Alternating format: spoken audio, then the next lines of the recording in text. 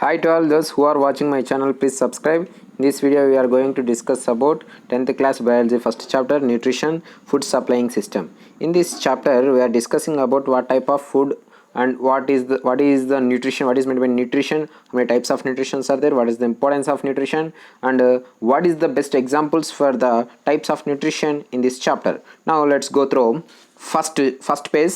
Here, food is needed by all living organisms mainly for growth and repair. Several organisms need food to maintain body temperature as well. A large variety of substances are taken as food from single cellular organisms like amoeba to the complex multicellular organisms like the human body.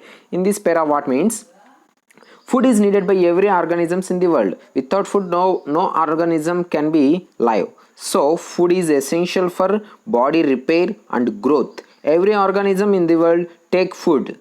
So, here nutrition means acquiring food into our body, acquiring food into human body or acquiring food into organism's body is called nutrition. Nutrition means intaking of food is called nutrition. Intaking of food is called nutrition, or acquiring food materials into the body or into the animal body is called nutrition, or preparing food is also called a nutrition. So nutrition has many definitions.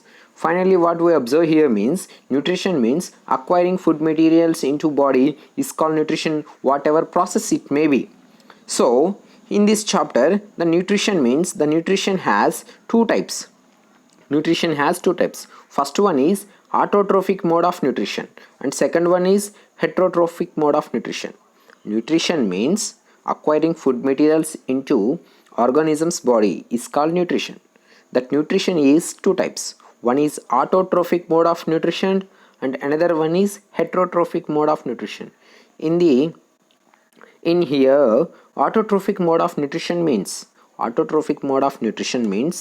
preparing of food materials.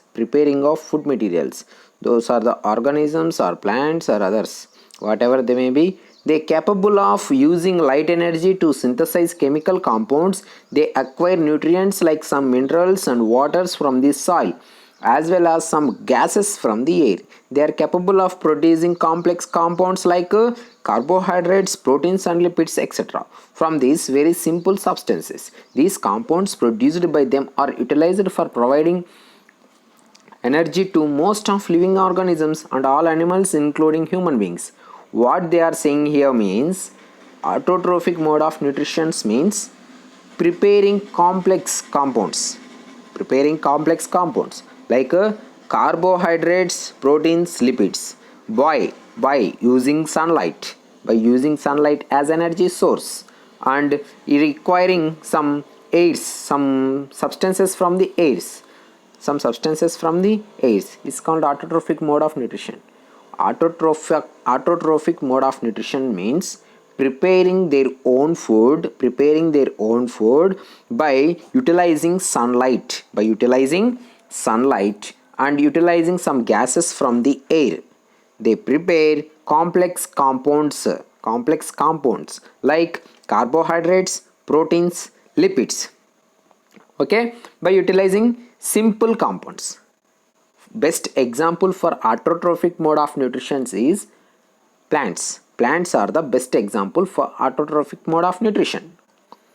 Autotrophic mode of nutrition means organisms preparing their own food by utilizing sunlight and some other gases from the air, preparing complex compounds like carbohydrates, proteins, lipids. This is the autotrophic mode of nutrition. Example for autotrophic mode of nutrition is plant. Plants are the best examples for autotrophic mode of nutrition. Okay, actually plants prepare their own food by a process called photosynthesis. The process by which the plants prepare their own food means the process is called photosynthesis.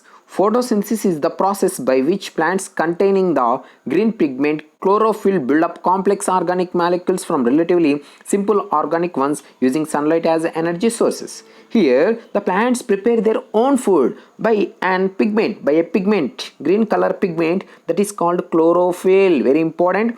Plants prepare their own food by utilizing sunlight with the help of a green pigment called chlorophyll.